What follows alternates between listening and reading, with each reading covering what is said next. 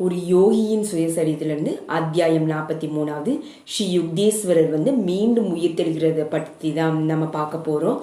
பகவான் கிருஷ்ணா, நான் மும்பையில் ரீஜென்ட் ஹோட்டல் அறையில் அமர்ந்திருந்திருக்கும் போது ஒரு ஒளி பிளம்பினோட அந்த அவதாரத்தின் அழகு உருவம் தோன்றினது.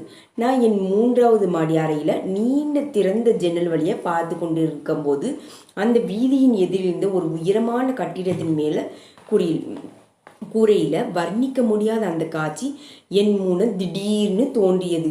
அந்த தெய்வீக உருவம் புன்சிரிப்புடன் தலையுடன் அசைத்து என்னை நோக்கி வாழ்த்து கூறும் வகையில் கையை அசைச்சது. பகவான் கிருஷ்ணனுடைய செய்தி என்ன என்பது எனக்கு புரியல. அங்கே ஆசீர்வதிக்கும் முறையில் சைகை செய்து மறைஞ்சது. ஆச்சரியமா ஒரு உன்னத நிலைக்கு உயர்த்தப்பட்ட நான் ஏதோ ஒரு ஆன்மீக சம்பவம் நடப்பதற்கு இது முன்னோடியாக இருக்கலான்னு உணர்ந்தேன். என் மேல்நாட்டு பிரயாணம் தற்காலிகமாக ரத்து செய்யப்பட்டு இருந்தது. கல்கத்தாவுக்கு பூரிக்கும் திரும்பும் முன்னாடி மும்பையில் அநேக பொதுக்கூட்டங்களில் நான் பேசுவதற்கு ஏற்பாடாகி இருந்தது. 1936 ஜூன் 19ஆம் தேதி மத்தியானம் 3 மணிக்கு பகவான் ஸ்ரீ கிருஷ்ணரின் காட்சிக்கு ஒரு வாரத்திற்கு பிறகு மும்பை ஹோட்டலில் என் கட்டிலில் அமர்ந்து நான் தியானம் செய்து கொண்டிருக்கும் போது ஒரு பேரின்பமய ஒளியினால் என்னுடைய தியானத்திலிருந்து எழுப்பப்பட்டேன். என் திறந்த வியப்படைந்த கண்களுக்கு முன்னாடி சூரிய ஒளியானது ஒரு தெய்வீக சோபையாக உருமாறி அந்த முழு அறையே விசித்திர உலகமாக மாறியிருந்தது. ஸ்ரீ யுக்தேஸ்வரின் இரத்தமும் சதையும் கூடிய உருவம் என் முன்னாடி தோன்றியது. பேரானந்த அலைகள் என்னை சூழ்ந்து கொண்டது. குருதேவர் முகத்துல மனச மயக்கும் தெய்வீக புன்னகை படர என் மகனேன்னு மென்மையாக அழைச்சாரு. என் வாழ்விலேயே முதல் தடவையா நான் அவர் காலில் விழுந்து வணங்காம உடனே ஓடி போய் அதீத ஆவலுடன் அவரை என் கைகளினால ஆற தடவி அப்படியே கட்டி கொண்டு விட்டேன். மிக அபூர்வமான நேரம். இப்போது என் மீது பொழியப்படும் அந்த பரமானந்தத்துடன் ஒப்பிடும்போது சென்ற மாதங்களில் நான் அடைந்த வேதனை பெயரளவிற்கு மட்டும்தான் தோணுனது எனக்கு. என் குருதேவா, என் இதயத்தின் அன்பே, என்னை ஏன் விட்டுட்டு போனீங்க? ஆனந்த மிகுதினால என்னால் சரிவர தொடர்ந்து பேச முடியல. நீங்கள் ஏன் என்னை கும்பமேளாவிற்கு செல்ல அனுமதிச்சீங்க? உங்களை விட்டு சென்றதற்காக என்னை நான் எவ்வளோ நொந்து கொண்டேன் தெரியுமா? நான் முதல்ல பாபாஜியை சந்தித்த யாத்திரை தளத்தை பார்க்க விளைந்த உன் ஆவலை நான் கெடுக்க விரும்பலை. நான் சிறிது காலம்தான் உன்னை விட்டு அகண்டிருந்த. இப்போது நான் உன்னுடன் இல்லையா என்ன? ஆனால் இது நீங்கள் தானா? தெய்வீக சிங்கமான அதே குருதேவரா? நான் பூரியின் கொடிய மணலில் புதைத்த அதே போன்ற சரீரத்தையே தாங்கள் தாங்கியிருக்கிறீர்கள். ஆம் என் குழந்தாய், நான் அதுவேதான். இது இரத்தமும் சதையும் கொண்ட உடல்தான். நான் இதை கட்டுப்புடலானதாக உணர்ந்தாலும் முன் பார்வையில் இது ஸ்தூல உடல்தான். முன் கனவுலகில் பூரியின் கனவு மனனில் எந்த பேரண்ட கனவு ஸ்தூல உடலை நீ புதைச்சையோ அதே போல முழுசும் புதிய சரீரத்தை பேரண்ட அணுக்கள்ல இருந்து நான் படைச்சேன். உண்மையில நான் திரும்ப உயிர் தெளிந்திருக்கிறேன். இந்த மண்ணில் இல்லை, ஆனால் சூக்ஷ்ம ஒளி உலகத்தில் என் உயர்ந்த தரங்களை தாங்க மண்ணுலகத்தை தவிர விட அங்கு வசிப்பவர்கள் இன்னும் அதிக திறமை பெற்றவங்களா இருக்கிறாங்க. அங்கே நீயும் உன் உன்னத அன்பர்களும் என்றாவது ஒரு நாள் என்னுடன் இருப்பதற்கு வருவீங்க. மரணமற்ற குருவே, இன்னும் சொல்லுங்கள். குருதேவர் ஒரு துடிப்பும் மகிழ்ச்சியும் நிறைந்த சிரிப்பை உதிர்த்தார். அன்பிற்குரியவனே, தயவு செய்து உன் பிடியை கொஞ்சம் தளர்த்த மாட்டாயா என்றார் அவர். கொஞ்சம்தான். நான் ஒரு உடும்பிடியாக அவரை பிடித்து கொண்டிருந்தேன். முன்பு அவரது உடலுக்கு உரிதாயிருந்த அதே லேசான மனம் பொருந்திய இயற்கையான வாசனையை நான் உணர முடிஞ்சது.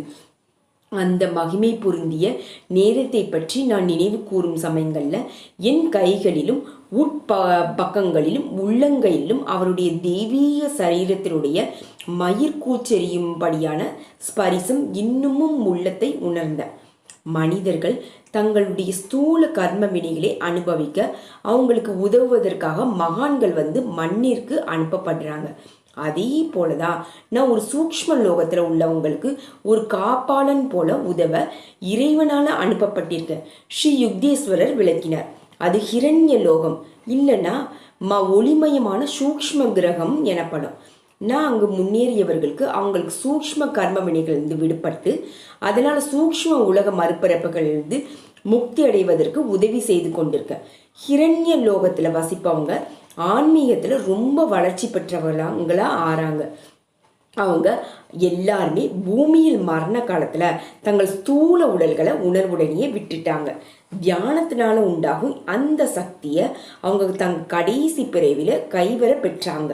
தங்களுடைய முந்தைய மண்ணுலக வாழ்க்கையில போது சவிகல்ப சமாதி மற்றும் நிர்விகல்ப சமாதி நிலையில அனுபவிச்சாங்கன்னா விட்டாங்க. யாருமே ஹிரண்ய லோகத்தை அடைய முடியாது. அதாவது சவிகல்ப சமாதி ஒரு பக்தன் பிரம்மத்துடன் தான் ஒன்று விட்டதை அறிஞ்சாலும் அவங்க தன் பேரண்ட உணர்வை அசைவில்லாத ஒரு பரவச நிலையில தவிர வேறு சமயங்கள்ல தக்க வைத்து கொள்ள முடிகிறது இல்லை. இடைவிடாத தியானத்தினால அவங்க நிர்விகல்ப சமாதி என்னும் உயர்ந்த நிலையை அடைஞ்சு அதுல கடவுள் உணர்வை இழக்காம உலகத்துல சுதந்திரமாக நடமாடும் நிலையை அடைகிறாங்க. நிர்விகல்ப சமாதி யோகி தன் லௌகீக அல்லது உலக கர்ம வினைகளின் கடைசி தடயங்களை கூட தீர்த்து விடுறாங்க. இருந்தாலும் அவங்களுக்கு இன்னும் தீர்க்க வேண்டிய சூக்ஷ்ம மற்றும் காரண கர்ம வினைகள் மீதி இருக்கலாம். அதனால அதிக அதிர்வலைகள் கொண்ட உலகங்கள்ல சூக்ஷ்ம மற்றும் காரண சரீரங்களை எடுக்கிறாங்க. அநேக சூக்ஷ்ம உலகத்துல அழக அனுபவிச்சு கடினமான ஆன்மீக முயற்சியில் ஈடுபடுவதற்கு தேவை இருப்பதை நினைப்பது இல்லை. இப்ப ஹிரண்ய லோகத்துல வசிக்கிறவங்க ஏற்கனவே சாதாரண சூக்ஷ்ம பிரதேசங்களை அதுதான் அநேகமாக பூமியிலும் இருக்கிறாங்க. இறந்த பிறகு செல்ல வேண்டிய இடம் கடந்து விடுறாங்க. சூக்ஷ்ம உலகத்துல தங்கள் கடந்த கால செயல்களுக்கு சம்பந்தப்பட்ட வினைகளின் விதைகள் பலவற்றை அங்க அழித்து விட்டவங்க நன்கு முன்னேறிய பக்தர்களாக ஆறாங்க. சூக்ஷ்ம பிரதேசங்களில் இதே போல மீட்பு பண்ணிய பலனளிக்கக்கூடிய வகையில செய்ய முடியும். பிறகு எல்லா சூக்ஷ்ம கர்ம வினைகள்ல இருந்தும் முழுவதுமா தங்கள் ஆத்மாக்கள் விடுதலை பெறுவதற்காக வேண்டி இந்த சாதர்கள் புதிய சூக்ஷ்ம உடல்ல பிறப்பெய்தி ஹிரண்ய லோகம் எனப்படும் சூரிய லோகம் இல்லைன்னா ஸ்வர்க்கத்திற்கு பேரண்ட விதிமுறைப்படி ஈர்க்கப்படுறாங்க. இங்குதான் நான் அவங்களுக்கு உதவுவதற்காக இருக்கிறேன். ரொம்ப மேம்பட்ட காரண லோகத்திலிருந்து வந்திருக்கும் கிட்டத்தட்ட முழுமை பெற்றவர்களும் கூட ஹிரண்ய லோகத்துல இருக்கிறாங்க.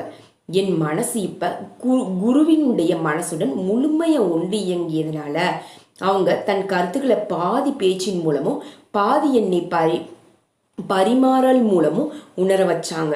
இப்படியே நான் அவருடைய கருத்து பதிவுகளை வேகமா கிரகித்து கொண்டு இருந்தேன். நீ சரித்திரங்களில் படிச்சிருக்க. குருதேவர் தொடர்ந்தாங்க. கடவுள் மனித ஆத்மாவை படிப்படியாக 3 சரீரத்துக்குள்ள அழைத்திருக்கிறார். எண்ணம் அல்லது காரண சரீரம், சூக்ஷ்ம சரீரம் அதாவது மனிதனின் மனம் மற்றும் உணர்ச்சி இயல்புகள்ல இருப்பிடம், சாதாரண ஸ்தூல சரீரம். பூமியில் மனிதன் தன் புலன்களினால உணரும் திறனையை பெற்றிருக்காங்க. சூக்ஷ்ம சரீர வாசி உணர்வு, பாவனைகள் மற்றும் உயிருண துகள்களால ஆன உடல் இவைகளை கொண்டு செயல்படுறாங்க. காரண சரீரத்தை உடையவங்க எண்ணங்களின் பரமாந்தமான வெளியில் வாழ்றாங்க. என் வேலை காரண உலகத்துல பிரவேசிப்பதற்கு முயற்சி செய்கிற சூக்ஷ்ம சரீர அன்பர்களுடன் ஆனதுதான். பூஜ்ய குருவே ஸ்ரீ பரமஹம்ச யோகானந்தர் சொல்றாங்க, சூக்ஷ்ம பிரபஞ்சத்தை பற்றி எனக்கு தயவு செய்து மேலும் சொல்லுங்க. ஸ்ரீ யுக்தேஸ்வரர் கேட்டுக்கொண்டதற்கிணங்க நான் என் பிடியை கொஞ்சம் தளர்த்தி இருந்தாலும் என் கைகள் இன்னும் அவரை சுற்றியே தான் இருந்தது. நீதிகள் எல்லாவற்றையும் விட பெரிய நீதியான என் குருதேவர் என்னிடம் வருவதற்காக மரணத்தை பரிஹசித்து வந்திருக்கிறாங்க. அநேக சூக்ஷ்ம கிரகங்கள் சூக்ஷ்மவாசிகளால நிரம்பி இருக்கு. குருதேவர் தொடங்கினார். அங்கு வசிக்கிறவங்க ஒரு கிரகத்திலிருந்து இன்னொரு கிரகத்திற்கு செல்ல மின்சாரத்தை விடவும் கதிரியக்க சக்தியை விடவும் வேகமாக செல்லும் சூக்ஷ்ம விமானங்கள் இல்லைன்னா ஒளிப்பிழம்புகளை உபயோகிக்கிறாங்க. சூக்ஷ்ம உலகங்கள் பல்வேறு சூக்ஷ்ம ஒளி மற்றும் வண்ண அதிர்வங்களாக உண்டாக்கப்பட்டதுதான். சூக்ஷ்ம பிரபஞ்சம் ஸ்தூல பிரபஞ்சத்தை விட பல 100 மடங்குகள் பெரிதுதான். ஒளியிலான மிக பெரிய பலூன் போன்ற சூக்ஷ்ம வெளிக்கு கீழே இந்த முழு ஸ்தூல படைப்பும் ஒரு சிறு கெட்டியான கூடையை போல தொங்கிக் கொண்டு இருக்கிறது. எப்படி பல ஸ்தூல சூரியர்கள் நட்சத்திரங்கள் வானவெளியில வலம் வருதோ அப்படிதான் எண்ணிருந்த இந்த சூக்ஷ்ம லோக சூரிய மண்டலங்களும் நட்சத்திர மண்டலங்களும் இருக்கு.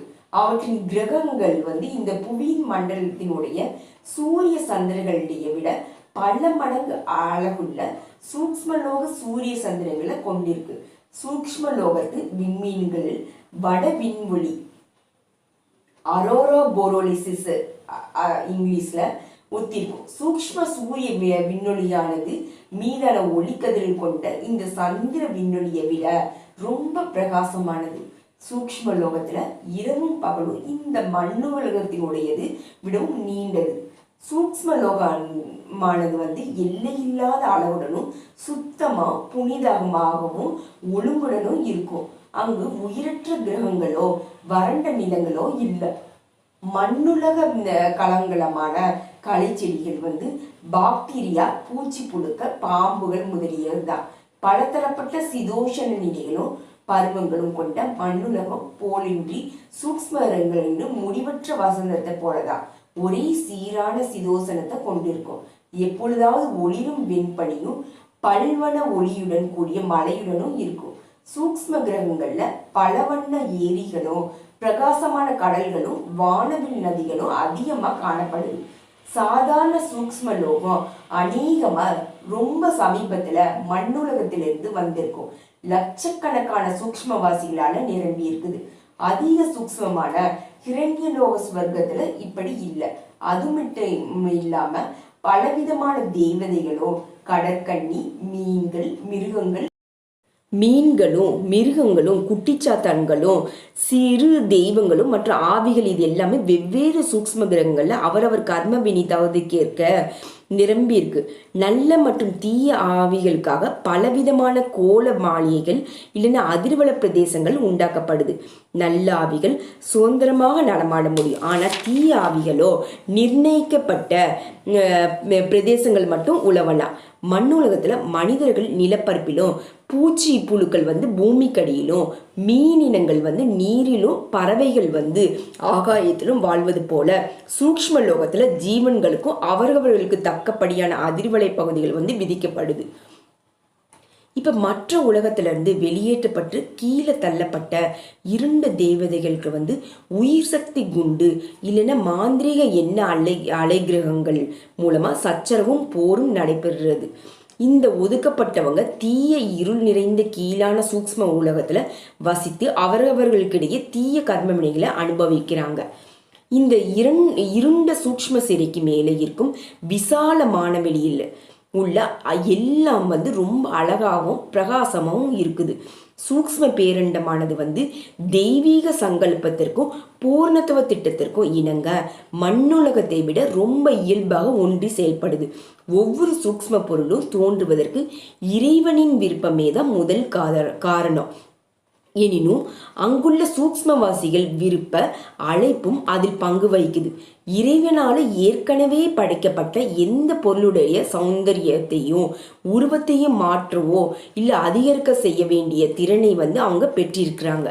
அவங்க தன் சூக்ஷ்ம உலக குழந்தைகளுக்கு சூக்ஷ்ம உலகத்தை நினைச்ச உடனே இன்னும் சிறந்ததாகவே செய்வதற்காகவே இல்லை மாற்றுவதற்கு வேண்டிய சுதந்திரத்தையும் உரிமைகளையும் அளித்திருக்காங்க.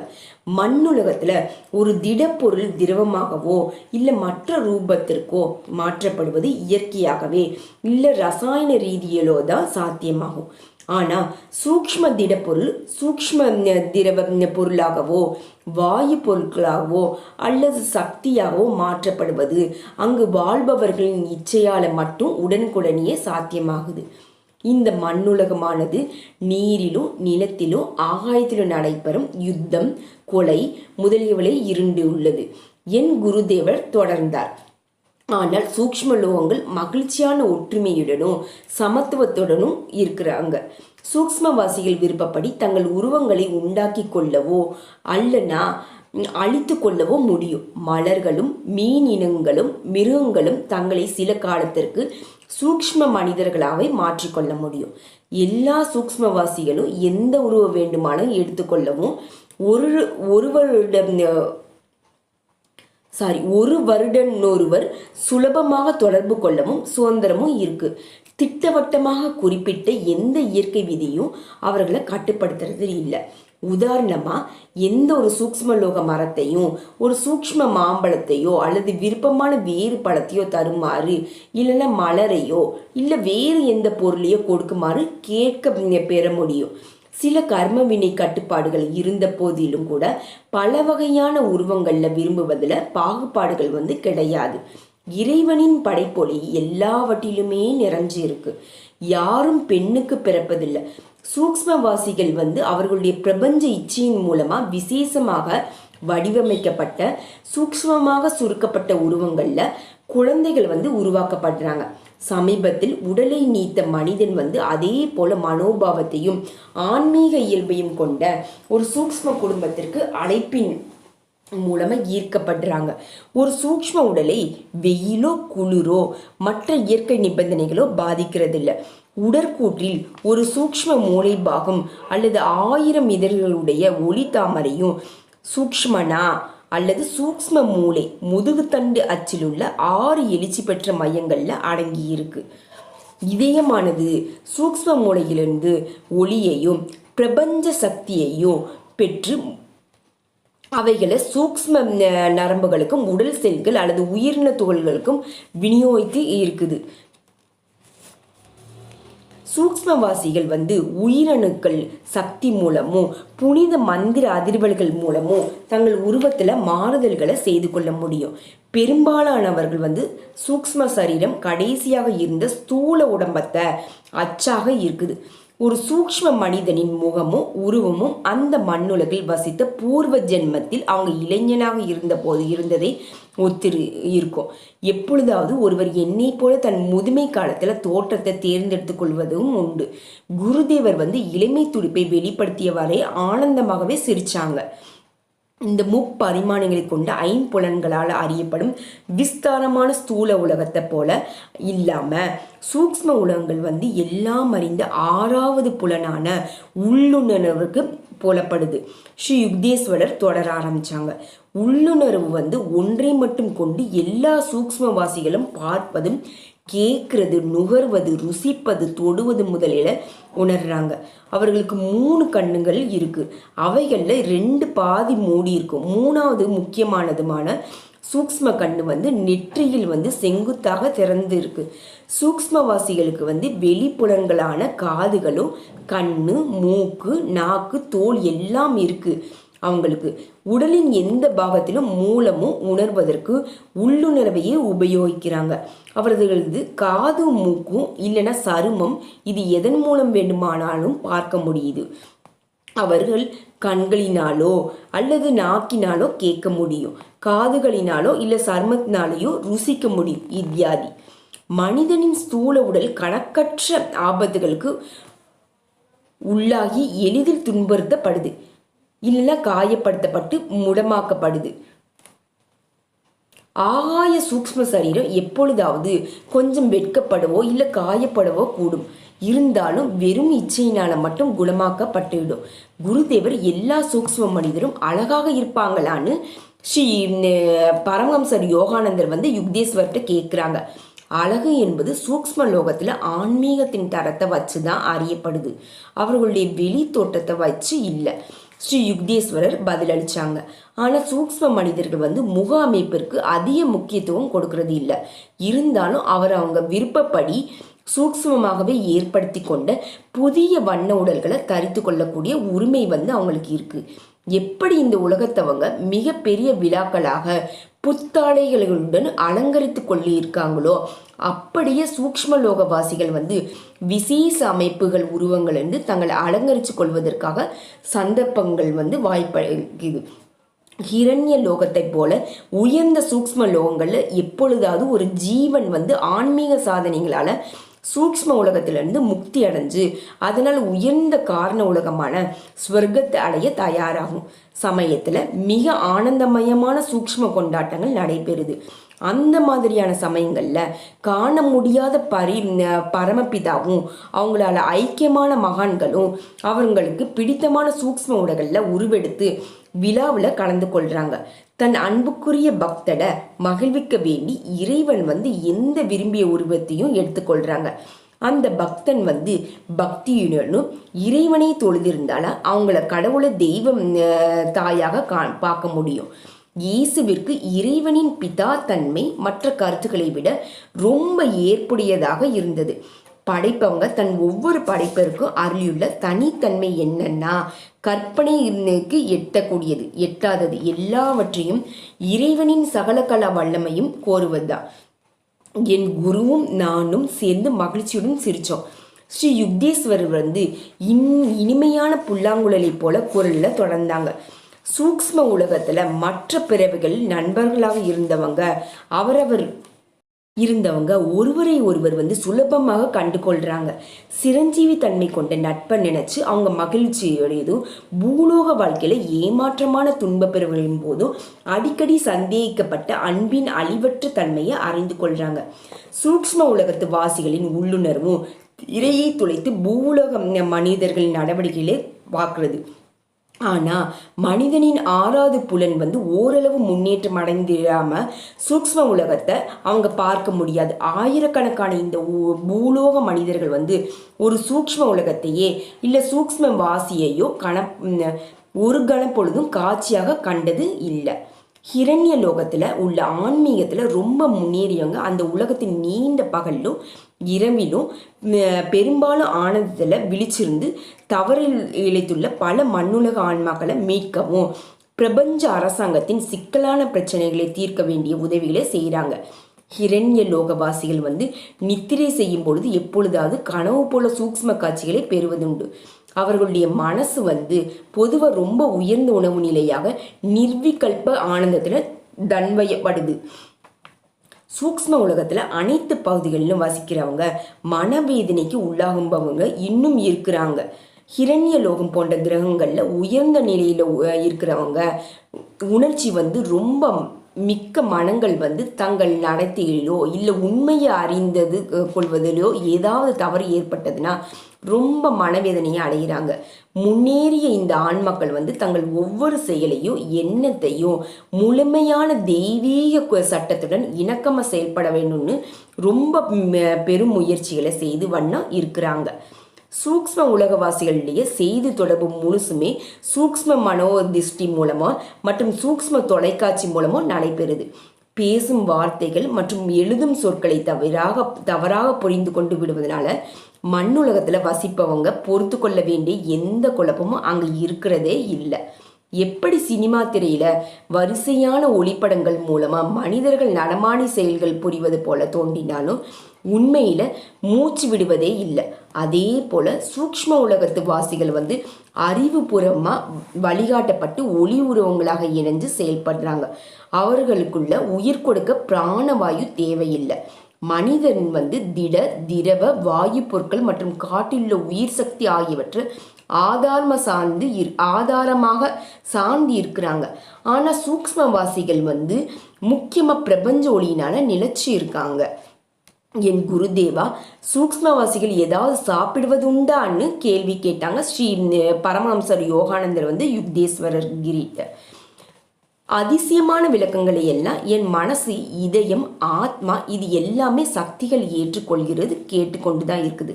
உயர் உணர்வினால உணரப்பட்ட உண்மை மெய்யானது, மாறுபாடற்றதாகும். ஆனா நிலையற்ற புலன் அனுபவங்களும் கருத்துக்களும் ரொம்ப தற்காலிகமானது, சமயத்திற்கு தகுந்தாற் போல மாறுபடுவதுமான உண்மைகளுக்கு மேல எதுவுமே இல்லை. மேலும் அவைகள் ஞாபகங்கள் சீக்கிரத்திலேயே முழுவதுமா மங்கி விடுது. நான் எந்த சமயத்திலும் என் மனசை உயர்ந்த நிலைக்கு மாற்றிக்கொண்டு என் தெய்வீக அனுபவத்தை எல்லாம் மறுபடியும் உணர்ந்து கொள்ளும் வகையில என்னுள் குருதேவரின் சொற்கள் பசுமரத்தாணி போல பதிந்து இருக்கு. ஒளி சிந்து கிரணங்களைப் போல காய்கறிகள் சூக்ஷ்ம மண்ணில் ஏராளமாக இருக்கு. அவர் பதிலளித்தார். சூக்ஷ்மவாசிகள் காய்கறிகளை சாப்பிட்றாங்க. அங்குள்ள அழகிய ஒளி ஊற்றுக்களிகளிலும் சூக்ஷ்ம ஓடைகளிலும் நதிகளும் பாய்ந்தோடும் அமிர்தத்தை பருகுறாங்க. எப்படி மண்ணுலகத்தில் மறைஞ்சுள்ள மனிதர்களின் பிம்பங்கள் வானவெளியிலிருந்து ஈர்க்கப்பட்டு தொலைக்காட்சி பெட்டியில் காட்சியாக பெறப்பட்ட பிறகு அதே போல வானவெளிகளுக்கு மறுபடியும் திருப்பப்படுகிறதோ அப்படியே கடவுளால் படைக்கப்பட்ட காணப்படாத சூக்ஷ்ம லோகம் காய்கறிகள் வந்து தாவரங்களின் சாயலில் வானவெளியில் ரொம்ப மிதந்து கொண்டிருக்குது. அது சூக்ஷ்ம உலகத்தில் வசிக்கிறவர்கள் இச்சையினால் கொள்கின்றன. அது போலவே சூக்ஷ்ம உலக மக்களின் அதீத கற்பனைகளினால நறுமணம் மிக்க நந்தவனங்கள் தோற்றுவிக்கப்பட்டது. பிறகு வானவெளியில் காண முடியாதவர் திரும்பி விடுவதும் உண்டு.